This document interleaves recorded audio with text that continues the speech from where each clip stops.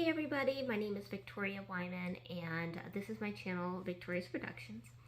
And I created my channel because I feel that I have a lot of skills to offer young girls and adults that are going through different dilemmas in life. I feel that we go through problems so that we can share how we got through it to help other people, and we're here to help each other.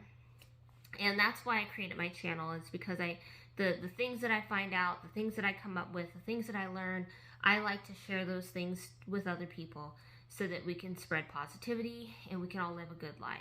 And that's the whole purpose of my channel. And it's something I really like to do. I love making the videos when I have time to make them. You know, the last several weeks have been very intense for me, and I'm going through a lot right now. And, you know, I think that, you know, when you're going through so much hectic negativity, negative stuff, it's very easy to stay in that mindset, and it seems as though you start to literally start attracting negative stuff. It's just following you everywhere. And then if you don't give it any, like, if you don't focus on it anymore, then it just kind of dissipates. But it's always there. It's just if you give it the energy to allow it to consume you. And, you know, it's weird because right now, you know, I'm going through a pretty massive audit. And I'm the only person that can really do this audit. And it's taken a lot out of me because I'm dealing with that. Plus, I'm trying to, like, run our business, and it's just really spreading me extremely thin. And I got a lot of other stuff going on. And my dog, I locked my dog in, well, accidentally locked my dog in my office yesterday. He was in there for 3 hours, and I couldn't get anybody to come in. So I'm, like, at my point of literally, I'm just done. I'm so done. And, you know, it's weird because, like, I lost my grandmother back in February, and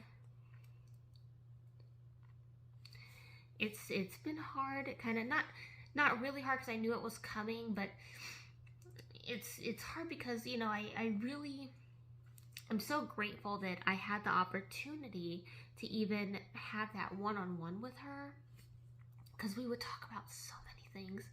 And when stuff like this,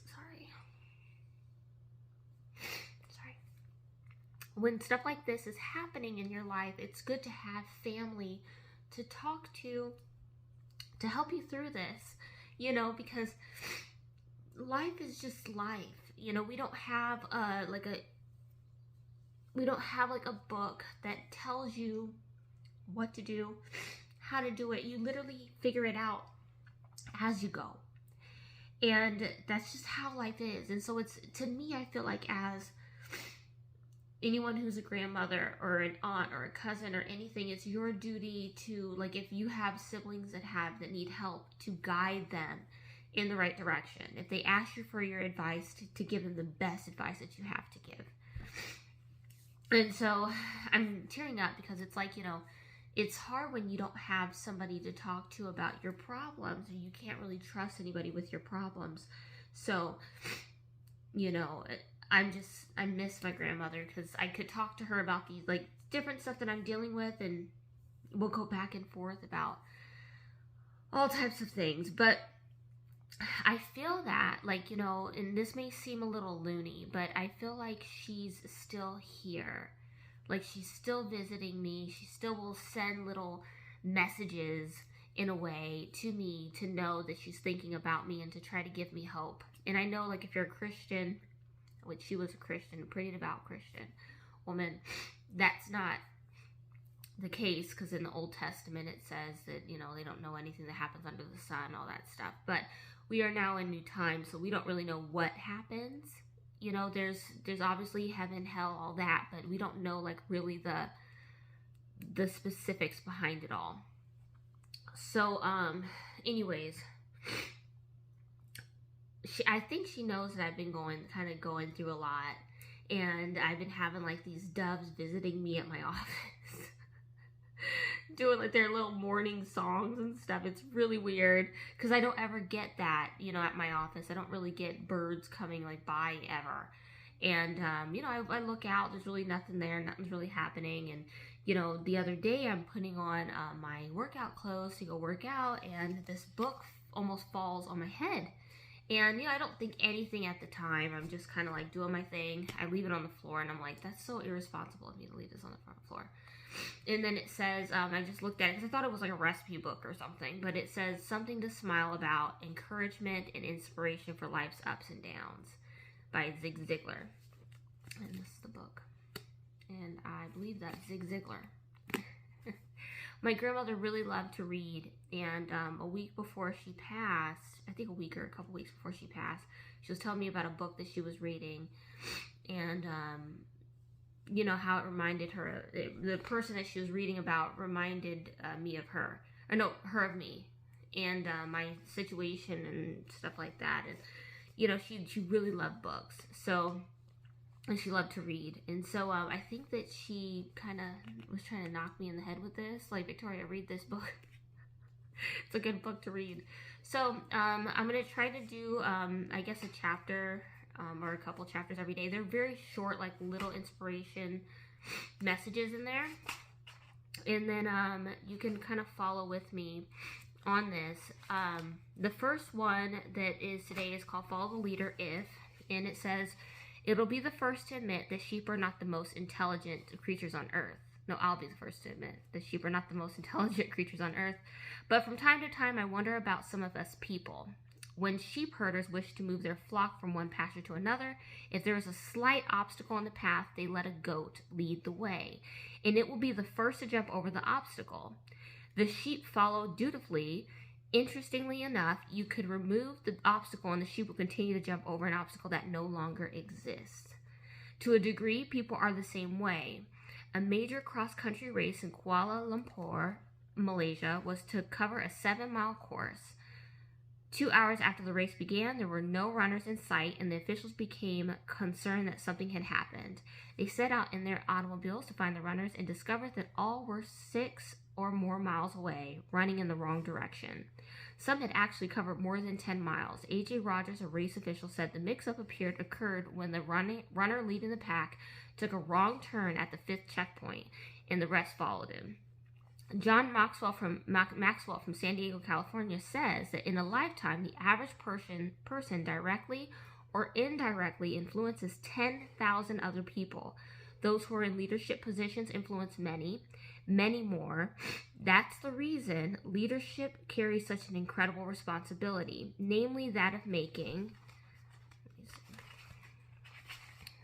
certain you're heading in the right direction, that the decisions you make are character-based, and the route you choose is a good one.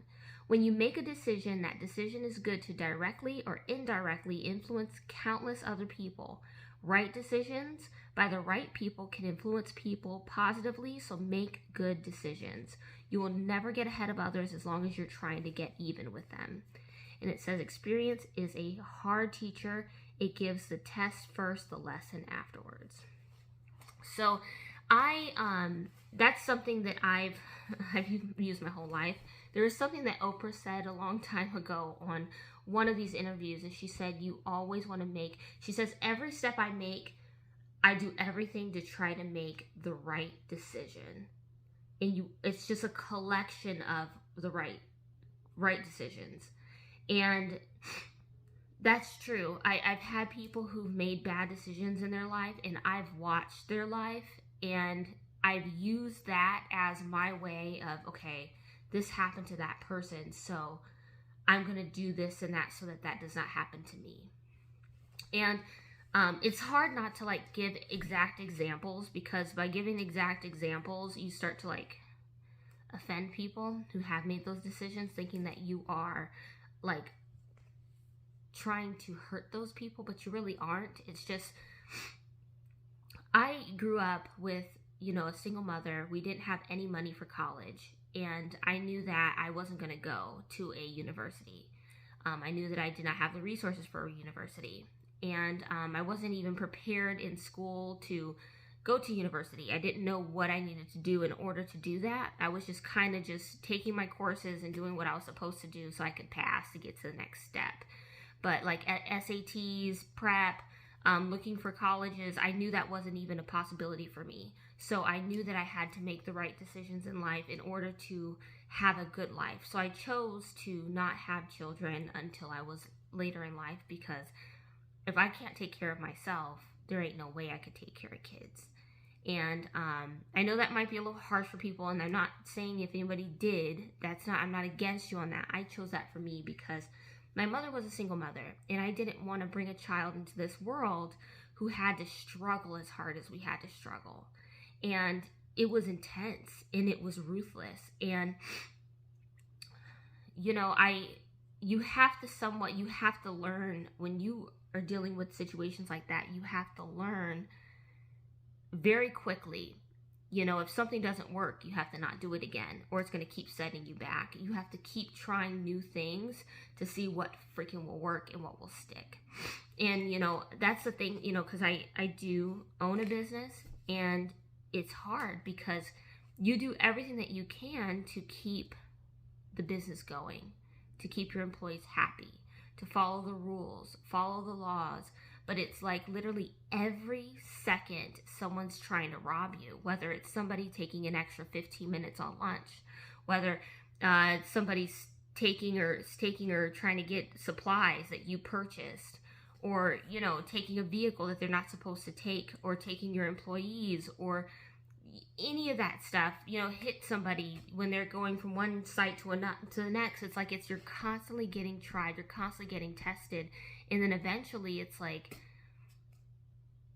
you're like, what's the fucking point, you know? But I mean, I guess out of that first thing that we read is, you know, following the leader, and pretty much they're saying is that people are watching you, and you can influence people. You can influence 10,000 people. And just making sure that you keep your head up and you're always making good decisions. And that's something that I've constantly tried to do. You know, I try to be politically correct. Obviously, I'm human and I'm not going to be. But, you know, having your own business is difficult. Being a mother is difficult. Being a wife is difficult. All of it's difficult, and all of it takes a lot of strength. And, yeah. I mean, that's more of encouraging for me, and I hope it's encouraging for anybody else listening to this. I mean, I share this because I want people, like, watching my videos to understand that I'm just like everybody else. I'm just trying to help people. That's the whole point of this whole video, is I want to help people. And and I just want to make sure that you know, I'm leading responsibly, and that's important, is to lead responsibly. So I hope this helped.